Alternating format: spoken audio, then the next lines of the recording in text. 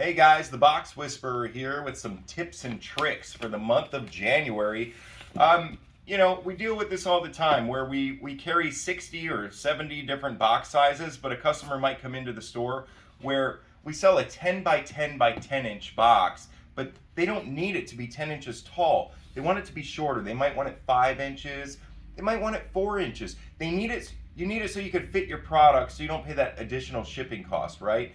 And sometimes it'll reduce your cost on shipping, but not only you'll use less packing material in the box. So little tip and trick here is a 10 by 10. I want to reduce it to at least a 4 or 5 inch box because I just have a real shadow product to ship out. So I'm gonna go ahead and take this box, put it flat on a table, okay?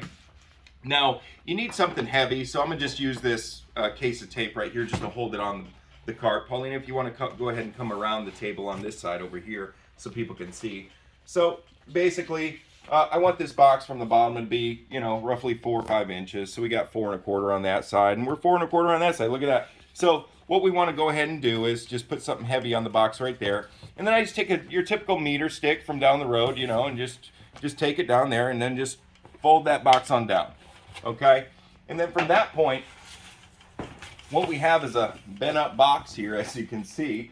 But we're going to go ahead and open this box up like we're putting it together, and then the bottom, we're going to go ahead and close the bottom, right? And then we're going to open this top up, right? We still have a 10-10-10 box, right? And I tried to do these 2 and 3 at a time, but they just don't you get that nice clean fold if you do one at a time. And what you're going to do is just take a nice sharp razor blade, okay? And be careful, don't cut yourself, and always cut away, don't hurt yourself, okay? And you're going to start right at the top of that fold right there.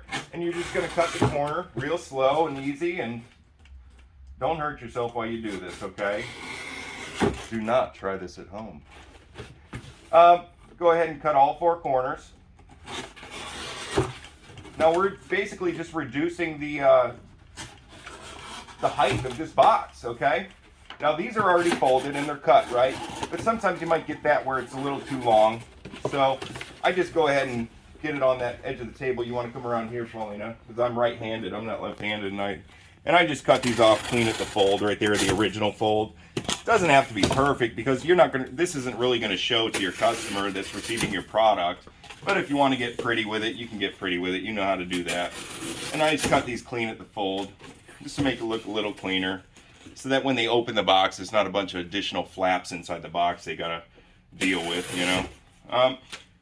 Okay, so basically, you can tape up the bottom if you want, but I choose today to do it this way. And I take the ugly sides where I cut it real ugly, and I just fold those in first.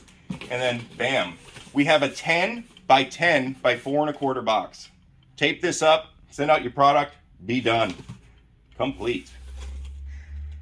Subscribe to us for more other cool tips and tricks. We got some more videos going on to show you how to reduce some of these bigger size boxes. Appreciate you watching.